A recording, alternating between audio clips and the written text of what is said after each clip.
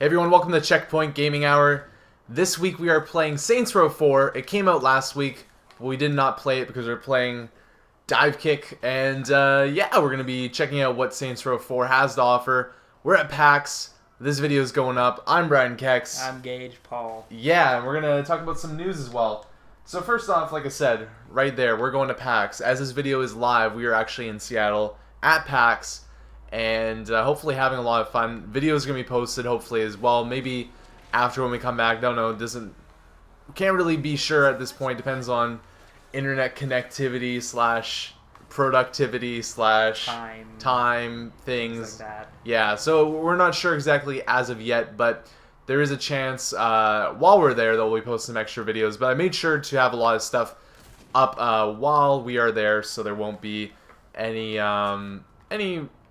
dull period of content going up. But yeah, we'll be checking out this game here, which is one that, Gage, you've played quite a bit of. Yeah, I played, I don't know, more than last time I checked, because it shows how long you've played in the stats. It was 6 hours, but I've played a lot more than that now. I'm pretty close to the end game, but I haven't beaten it yet. And, You've enjoyed it. yeah, I like it. It's a lot of fun. It's kind of ridiculous. It is kind of ridiculous, and in the best way possible too. Yeah. Like, it's not. I'm just reassembling the mic here as we're talking, but yeah, it's one of those games that I was super excited for just to see what it was, and now knowing what it is, I'm happy with what they brought out here. I think a lot of people were too. Like, it was overall, this is a really interesting take on a sequel. Yeah. I don't think this is if you think of a game having a sequel, this is not what you normally get. No, it's not. And I enjoyed it. It was a bit of a different, taste and everything. When you go into it thinking this is a current gen game that is playing with the same, actual technology the last game had, but really kind of flipping it on its head and flipping the gameplay on its head too, then you can really get a little bit more enjoyment out of this. And I think that's a lot that this game really does that makes me happy about that fact that this is a game that still holds Saints Row dear, but has really changed its actual style of like what it is. And it's very much like a superhero game, at least when you're doing what you're doing here, which is just, flying around, checking out, getting all the clusters, killing people inside stores. Yeah. And it's a lot of fun with that. I haven't gotten too deep into it. You guys aren't going to really see a lot of the spoiler stuff. We might do a couple missions as we're playing through here. But yeah, I'm not too deep, so if you're worried about seeing that stuff, you shouldn't be too much. Yeah, this is pretty early on. Yeah, we're in the simulator right now, which you'll find out about pretty quickly inside the game. But yeah, Gage is going to be pretty much running most of this. I'll be playing a bit of it too. But while that's going on, I'm going to talk about some of the news that's happened this week as well.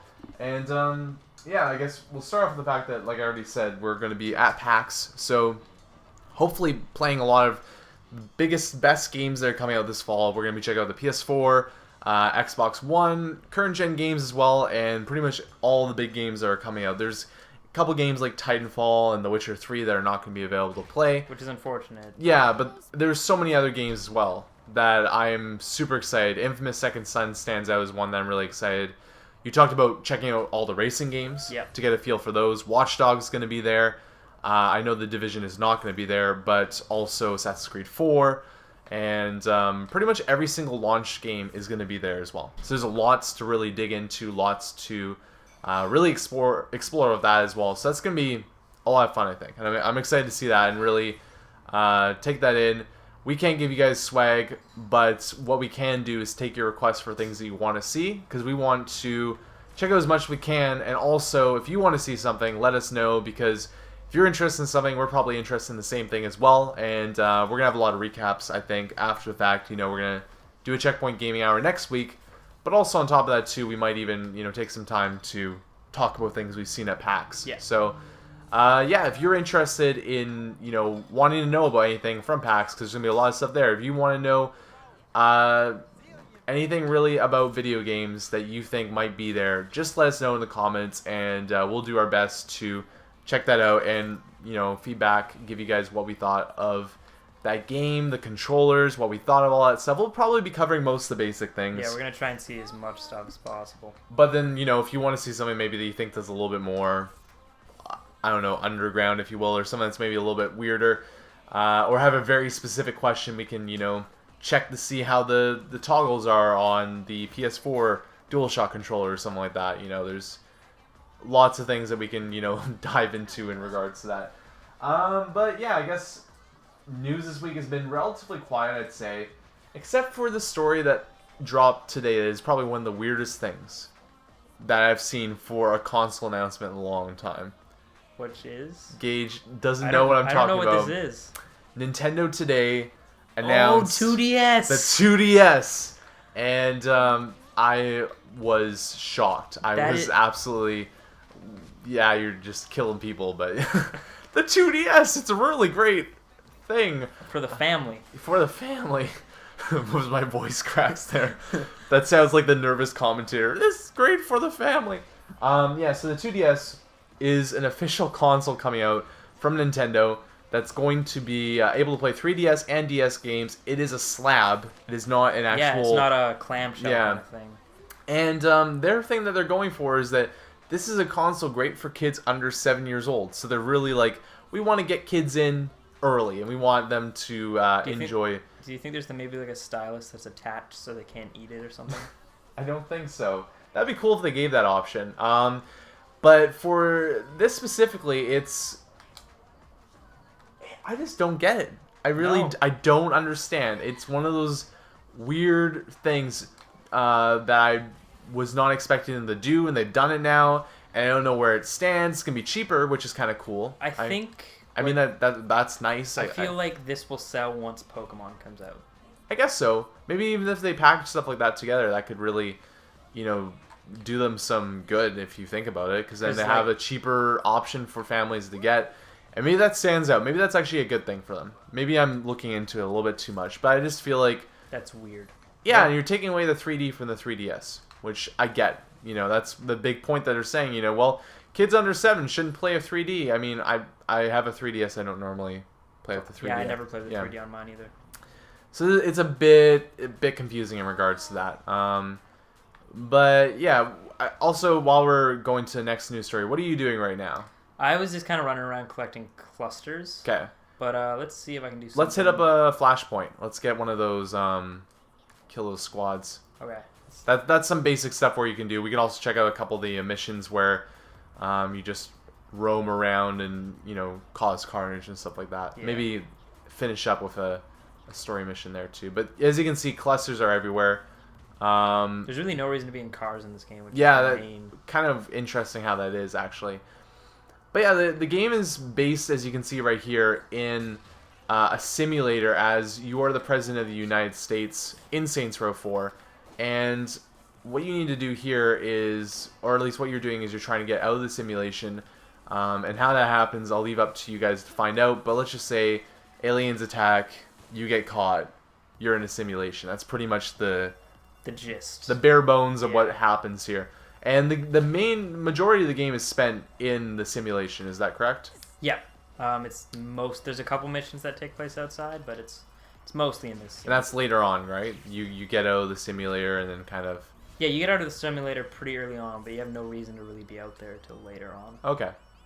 So you just kind of keep popping back in to do what you need to do? Yeah, and you do pop back in all the time just to talk to your crewmates, and then they'll give you side missions. Oh, okay.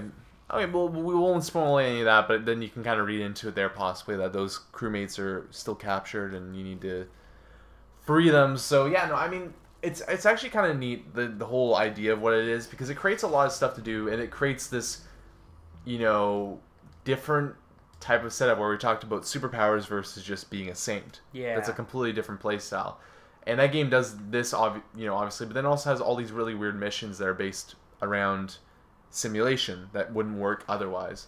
And I think they get away with that in a way where otherwise they wouldn't really have been able to do that. No, and, no. We're talking about a game that feels like a sequel, is a sequel, but doesn't feel like a sequel. Usually the problem with games like that is it feels like it's Saints Row 3.5 or 3.3. I think this game gets away with it because of the fact that it's so damn different, in the style of actually how it is. Yeah.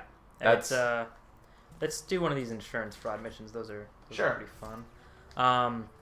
Yeah, I really like the way they changed it. It does have a couple issues, but overall, it's just a really fun game to jump into, and the superpowers feel really, really like they make traveling across this world really, really, really easy, and it's nice. Yeah, it's actually it's enjoyable. I think it makes the game a whole lot more fun as well. So we'll move on from that because I guess there's a lot of Nintendo information that's dropped today. The other thing that was dropped was a bunch of release dates. So we now know officially that Legend of Zelda HD is going to be out on September 20th That's digitally. The, Wind Waker? Yes, and October 4th physically. Wii Party U on October 25th. Super Mario 3D World on the 22nd, and Donkey Kong Country Tropical Freeze. I'm not saying words properly apparently.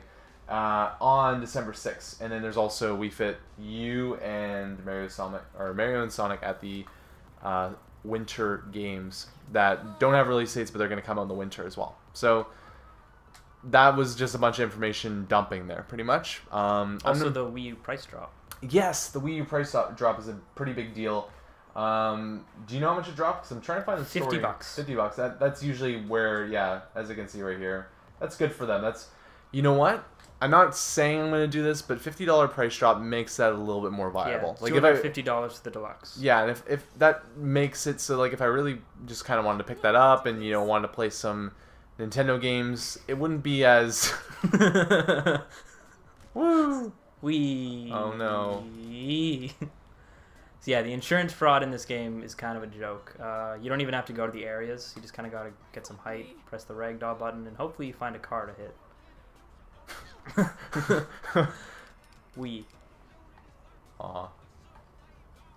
You got lots of time too, so you look like you're... Yeah, I got 4 minutes to do it here, and I'm going to try and get some height over here.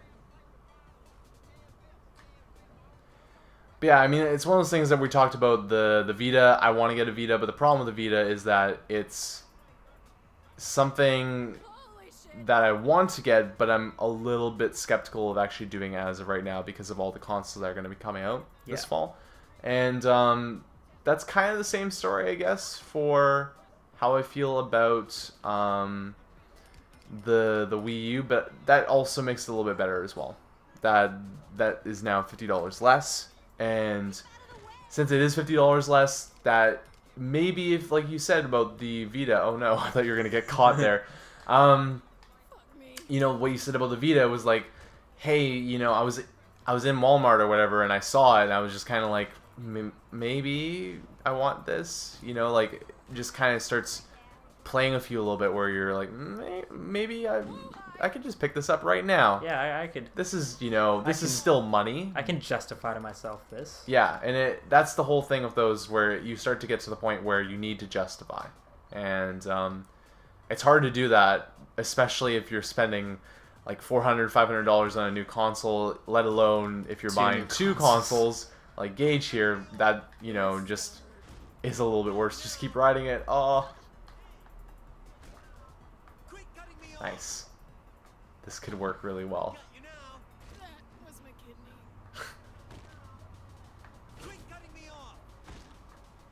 I could probably do this for quite a while. Yeah, I think you can just keep on. Keeping on. I'm very intrigued by this now. But yeah, it makes that a little bit more viable, which I'm actually happy that they did that.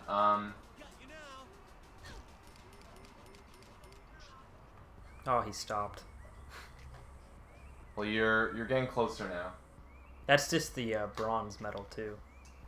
And The Last of Us has gotten a new mode announced for a patch, which is going to be a multiplayer mode. And it's actually kind of cool, actually, because it's free. And it's called... I'm just pulling it up here. Interrogation mode. Oh. And from what I understand, interrogation mode is this mode where you interrogate dead bodies to find out information about where... I believe it's a safe. Yeah, you're trying to find the opponent's safe. And it's kind of like killing people in order to lower the target radius of where you're trying to find the safe of the enemy. That was actually a really good hit there. Wee. Oh, so close. There you go. Yeah. Oh, that's bronze. I don't know. It's gonna be close, I think. I don't know if I changed her voice because I was originally playing as the Troy Baker voice with a male dude. Oh yeah, ragdoll that. But then I switched for the trophy and I didn't switch the voice, so it's kind of like a very manly voice that she's got going on right now, which works. Just like fuck me. That works with Saints Row. Yeah. I was hoping you get stuck under there.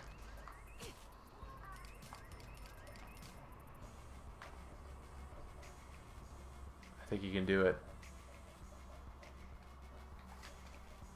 So that's actually really cool. I don't know, like I'm at the point now where I've put Last of Us, actually I'm lending out The Last of Us right now, so I haven't even played in a while because of that, but it kind of has now been relegated to the closet in a way where I'm not playing it, or it isn't out playing all the time. Yeah. And that might be something that brings me back in, which would be smart from them, you know, to, like if especially like a company like Naughty Dog, if they really wanted to not have that trade-in thing go on with their games, they could really promote this, be like a thing earlier on when they're actually announcing the game, like, hey, we're gonna have free content coming out in the near future. You guys should check this out. What is happening?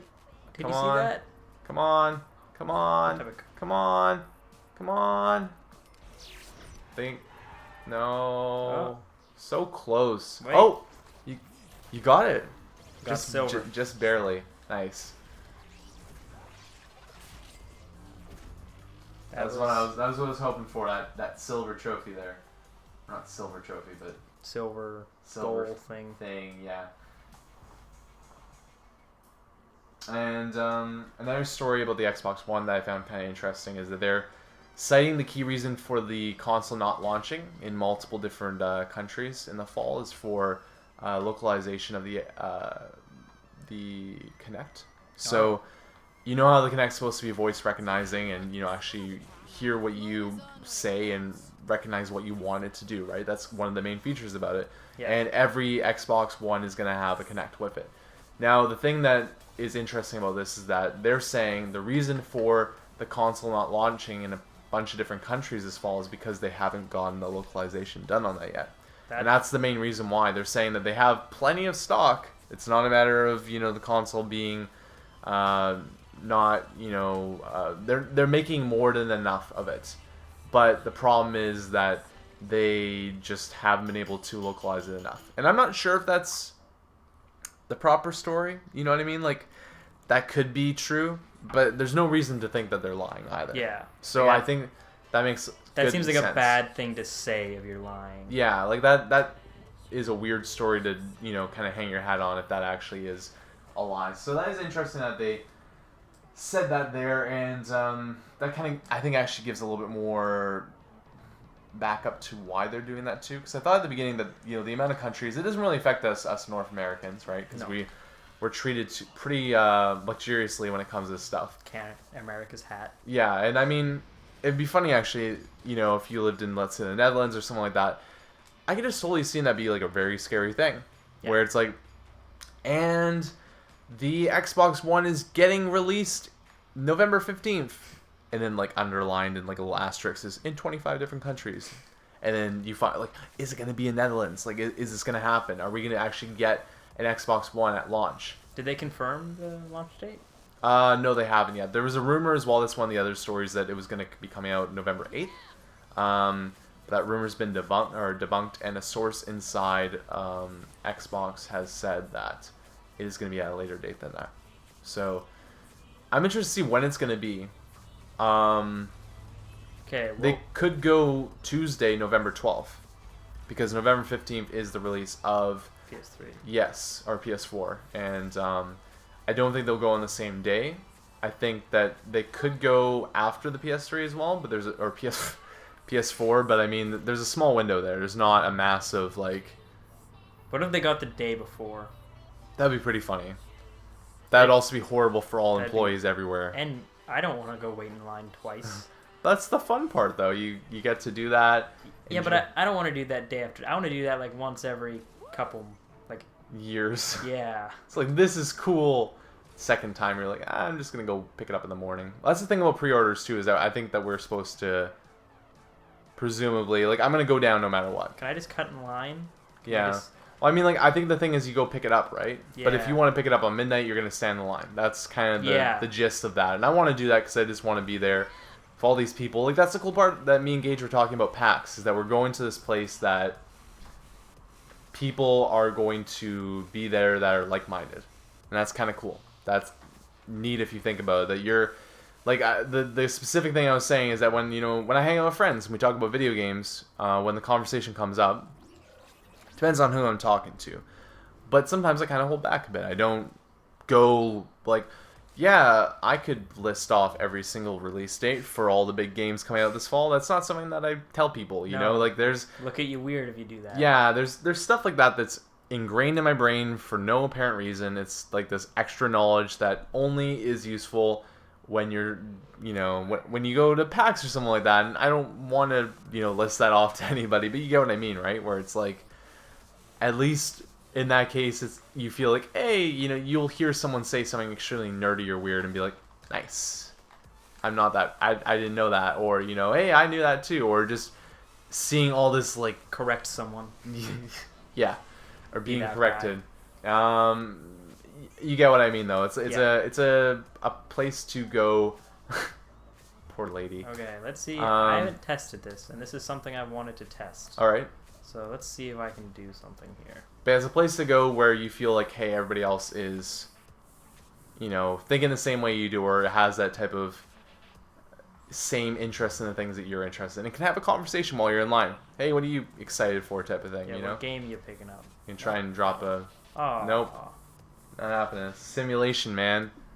Simulations have rules. I wanted to drive off the roof on my motorcycle. Oh well, I'll just crash it. So we got another story here as well that I thought was pretty interesting, was that the Elder Scrolls Online has a subscription fee. Yeah. And it has an actual... Microtransactions. Yeah. On top of that, it also is $59.99 when you buy it. So you're paying full on, and that roadblock is a solid roadblock there. So was never very interested in this because I'm not an MMO guy. But knowing this now, I found this really interesting because I think that's going to actually really hurt the game. I thought this game was going to have a lot of steam going into, people wanting to play it, wanting to experience more Skyrim, right? And or more Elder Scrolls, if you will.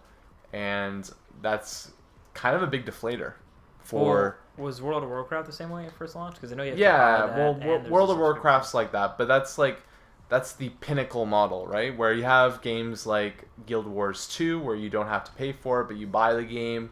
Other ways where, you don't have to buy the game, but you pay for it, or, you pay for it and there's microtransactions in it. Those are kind of seeming like the more free-to-play, or something close to free-to-play, or buy at launch, it's free to, play the game after that. Those are the ones I feel like are a little bit more accepted right now. And the model of paying for a game that you had to buy, having a subscription, is starting to kind of fall away, I think. Yeah. And, I mean, I'm interested to see how that's going to be, but I also feel like that's a bit worrisome for that. Yeah, we kind of covered the games. There's going to be lots of really cool games at E3, or not E3, but PAX.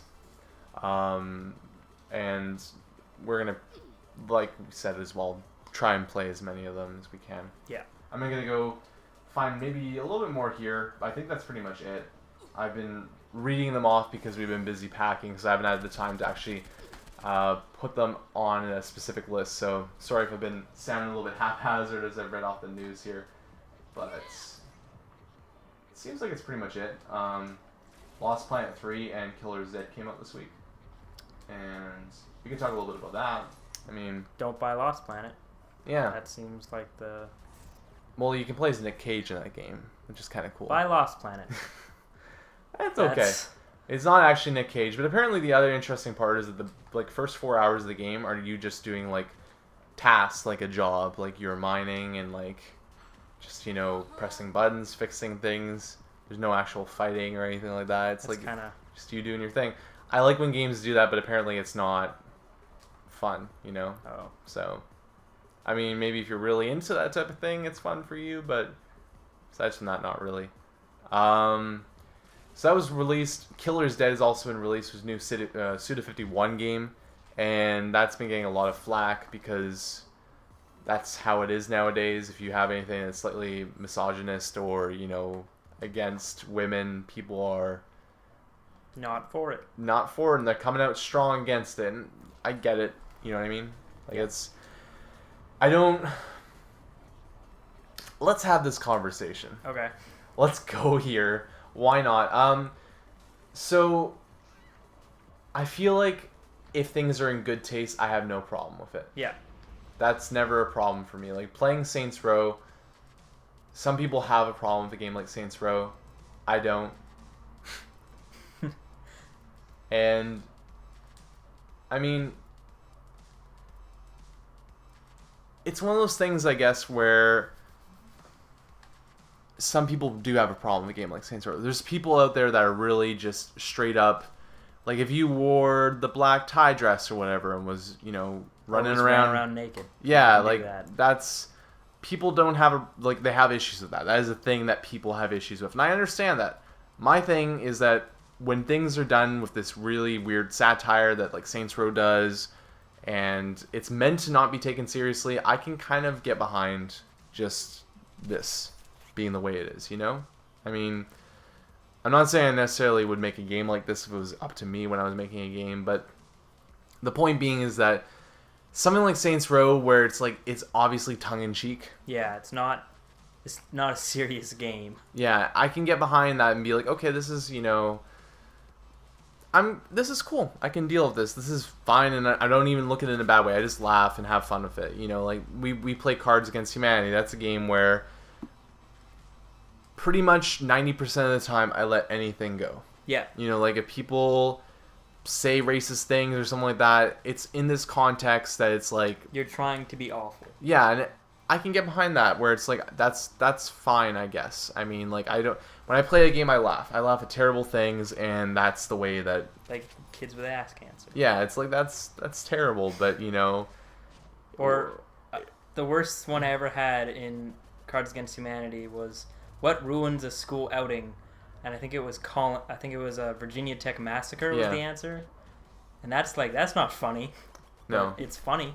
It's like, oh, but you're like, I need to give it to this person because that was just that was very connected. Like that was a 1-2 haha punch, but you also feel like that you almost just want to know who the person was too. You're like, who's this bastard? Who's this guy? Who is this person with no soul? Yeah. So kind of cutting back into that, I feel like games like Saints Row do that, and they do it comfortably enough where I don't feel like I'm being put into a situation I feel uncomfortable with. Now, I have not played Killer's Dead. I have not played the game Dragon's Crown, which came out earlier this month as well. Yeah. But those two games are two games that I feel like there's no humor there. And it's deliberate in like kind of almost what feels like a style of like, hey, teenagers, look, you seduce the woman and you get a weapon for it, or you get to play as this Amazon that a lot of Suda51's games are kind of sexist. But people have been saying that, like, I've seen people in comments for reviews like, hey, someone should have done this review knowing what Suda51 was like, and I'm like, does that make it all right to do that? Like, does that make it okay to act that, make that a thing for you? Is it, if I'm well known for being an extreme racist, does that make me, is that okay for me being like, if I'm making extremely racist games, is the pretense that someone should play the games that likes my racism? I don't think that floats that way. No. And I'm not on the boat where I think that's absolutely terrible. I think I haven't played either of them, so I can't really judge them for that. But I think that the line that needs to be drawn for that stuff is that there is certain stuff that I think in video games that's a little bit immature.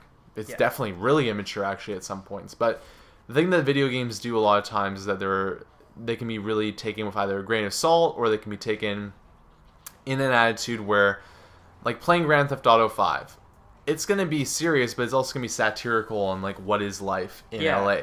Like, what does this mean for this family, and like how their life is. I get that. I'm gonna go into it knowing this, and that's gonna be fine for me. And that's, there's gonna be stuff in there. There's gonna be things that are probably gonna be a little bit risque, but I'm gonna be totally going into it expecting that. And I guess if you were going to a Suda 51 game, you'd expect that too, in a weird way. Yeah, but I think Suda 51's game it's not even really that satirical. It's just doing it to do it. Yeah, and I feel like also when games reward you for doing bad things, that's kind of... So what was the problem with the game? It rewarded you for... So the game's based off of, it's this third-person action fighter that has this mode called Gigolo mode inside of it, which is actually supposed to be a relatively big part of the game, where you are interacting with females at bars and different places and like that. And the goal is for these missions, if you will, to talk to them, and while they're not looking at you, look at their bras and look at their panties and stuff like that without them seeing you. And if they see you, then you have to try again. But if they don't see you, then you are you get rewarded for it. And they give you, like, essentially I think it is for sleeping with them, they give you a weapon for doing it. And then you go on your next mission. And then when you're on your mission, apparently, they're talking to you like, hey, come meet me at this bar afterwards. And, like, it's later throughout the game, and it's like, if you don't do it, you won't be able to win the game, or the game gets really sloggy. So it's like, this is an important part of it. And it rewards you for, being a creep, which is... weird. Yeah. So, yeah, I mean, like, I don't think we need to go over it much more than that, but I think that's, like, a pretty good example of, like, how to and how not to do it. And I think there are people out there that probably don't like Saints Row. And I think there's people out there that don't like GTA. Those are maybe a little bit more hardcore for certain things that they feel like are misrepresented. But I think there's a line to be drawn there that's fine. Like, you can go ahead and do those certain things, but it needs to be, like, at a certain type of level where, as the viewer, I don't feel like I'm being subjected to something that I don't want to do. That's also very important, too. Don't put me in a situation and be like, here, do it, Some people had an issue with The Last of Us because there's some parts in that game that were pretty intense, like in a graphical way of violence, and the game doesn't really put you in any situations that are extremely terrible. I don't know. Like, I mean, for example, in The Walking Dead, when you play Season 1 of Walking Dead, Episode 5, minor spoiler if you have played that, there's an option at one point to cut off your arm, and you can choose to do it or not. You probably should do it, but you can make that decision for yourself. Yeah. Do you want to subject yourself to that, like, brutal, just gore, or not do it at all? That's a pretty good example of something that isn't sexist per se, but, that's... Someone could be offended by that. Yeah, and they give you the option to choose to do that or not do that, which I think is pretty cool. But let's finish this up. Let's go into a mission just to Why don't you do that? Show that off. So you drive into a That's car. The pause menu. Yeah. See, like, that's the problem you're going to see here, the vast drop-off. So that's breaking out of the simulation. Should we do that one, or should we just do something else? I don't know. We could say, like, you are going to see very small spoilers here. Alright, let's do it. On my way. So what have you learned about this Zin invasion, Kenzie? The good news is they didn't get everybody. Just a whole bunch of people. According to what I've been... So I'll ask you while I'm doing this, though, what are you most excited to play when we go to PAX? Originally, it would have been Killer Instinct, without a doubt. But I'm not excited for the game. I've gone cold in that game, really. I don't even know. Like, if there's a line, I'm not even sure if I want to play that. I'm actually really down with your idea that you have, is just play every single driving game and be like, yep, that's the driving game I want to play. I really want to do that. And then Infamous Second Son. Yeah, Infamous is the big one that I'm very excited to play as well. And I also want to see some Oculus Rift. Yeah, EVR, the Valkyrie mission, that's something I really EVE want. Online? No, there's I actually have yet to show you this, but it's a very cool,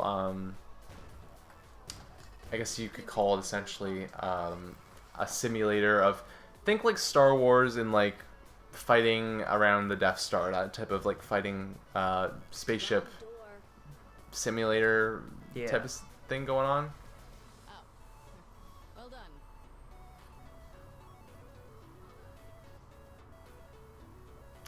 So that's something I'm very excited to check out because that looks like it's called Valkyrie. It looks absolutely amazing.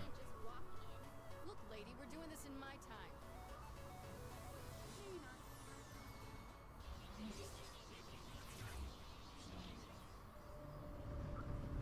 not. I like this kind of Doctor Who-esque thing.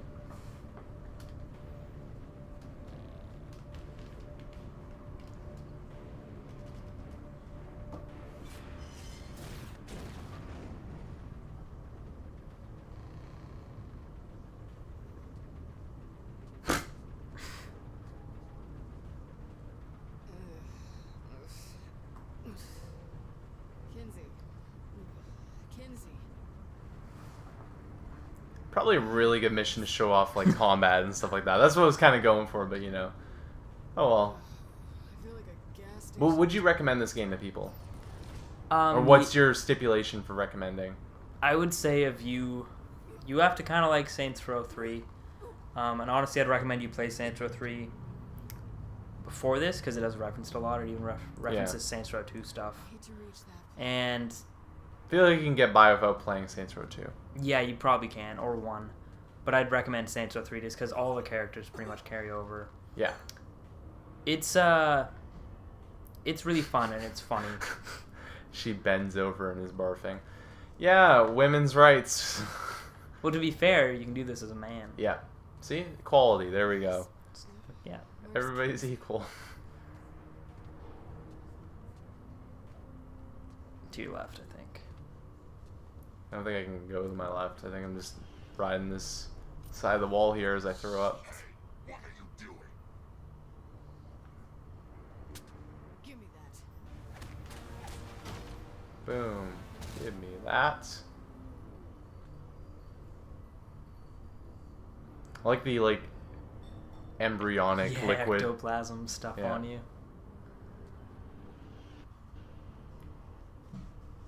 Roll through this naked.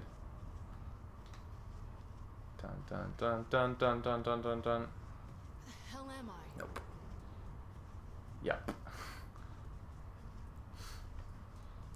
See, I'm not a big fan of the out of simulation missions just because I feel like it brings you back to something that's a lot more closer to Saints Row 3. it does, but you're still fighting aliens and the powers are really why I like this game.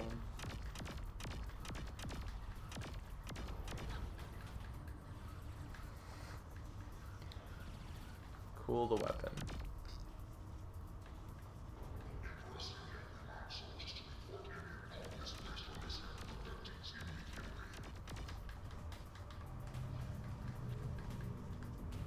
So you haven't had any, I guess not, since this is just you breaking out of the simulation.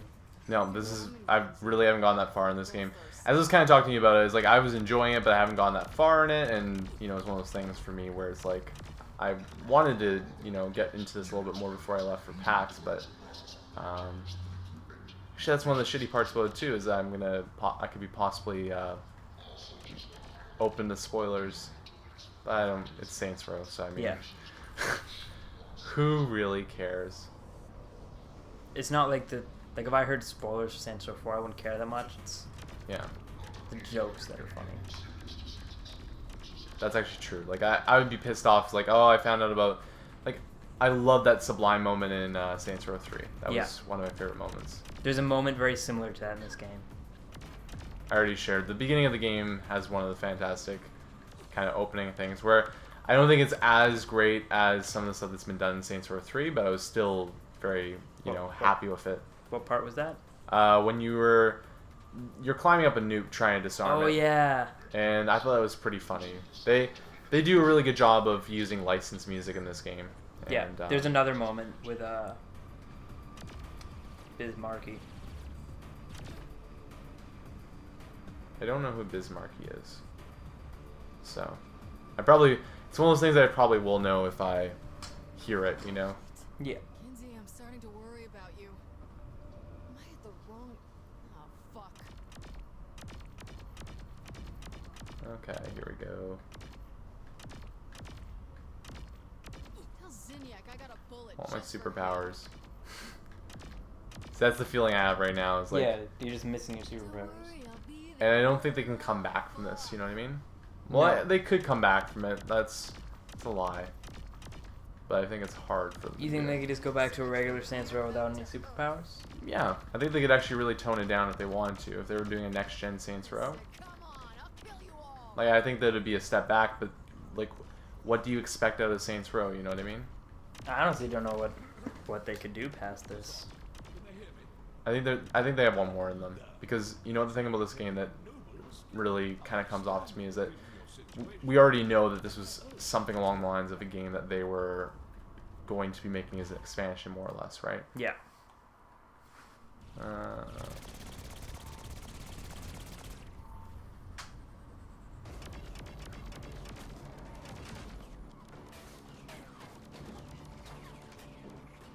Not sure if they were supposed to get to me there or. I think it's just time. Yeah. I think. I'm not sure though. Yeah, I feel like the driving stuff I really want to see, just because I think that's a really good way for me to like get an idea of what one I want, because there's so many of those games coming out. Infamous Second Son's another game I'm really excited to play. I'm actually not excited to play Watch Dogs. Really? Like, I am excited to check it out, but I'm more excited to see what Assassin's Creed 4 feels like. I feel like Watch Dogs is going to be really cool. I don't have to worry about that game. AC4 is the game that I want to check out because I just want to experience that. You know, like, is this going to be good, or is this pretty awesome? I love that.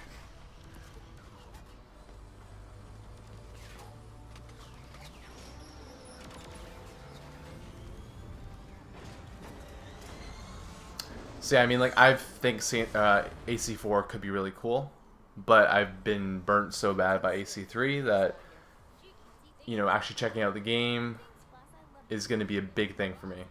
I'm getting really excited for that game. Yeah. Like Also, Batman's going to be there, too. It'll be kind of cool to check. That's, like, one of the current gen games I'm kind of excited to see. When does that come out? October? Yeah. Can I fly now? Knock yourself out.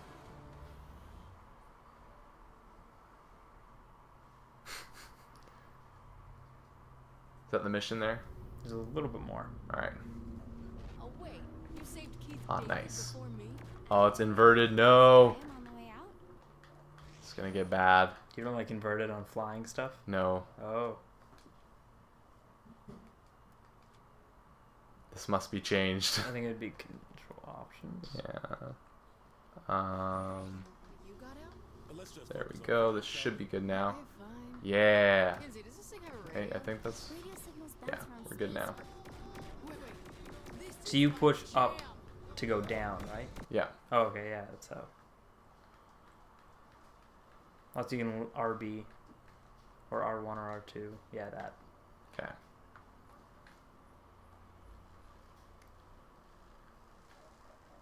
Spaceships.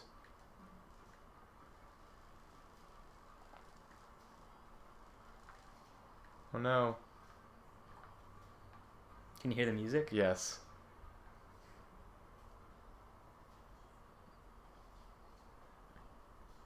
We're playing the music pretty quiet so we don't have echo going on, but I could see this being awesome.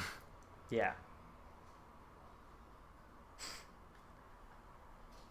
Like I said, they Best do licensed music. really yeah. good job of licensed music. Like with Riff Raff on the Mad Decent channel.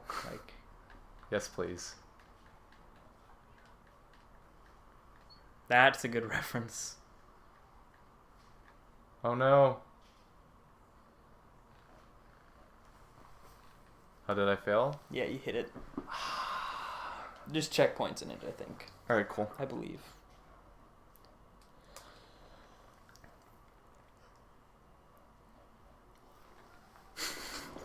Just start this up again.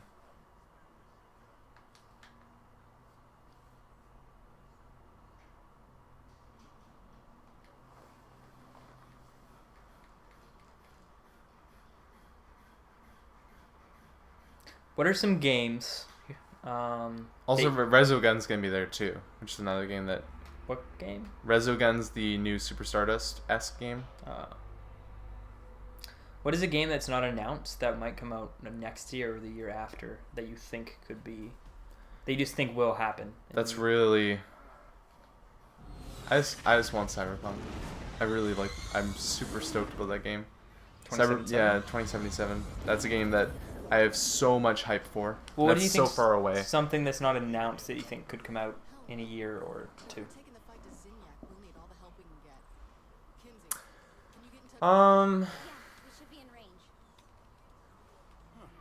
This is a pretty good cutscene. I want a new F-Zero. My friend, it is the essence of drama. Hey, you need to take that? You know anyone with the 217 area code? Is that St. Louis? Probably tell me. Ignore. Voicemail? You want me to leave a message?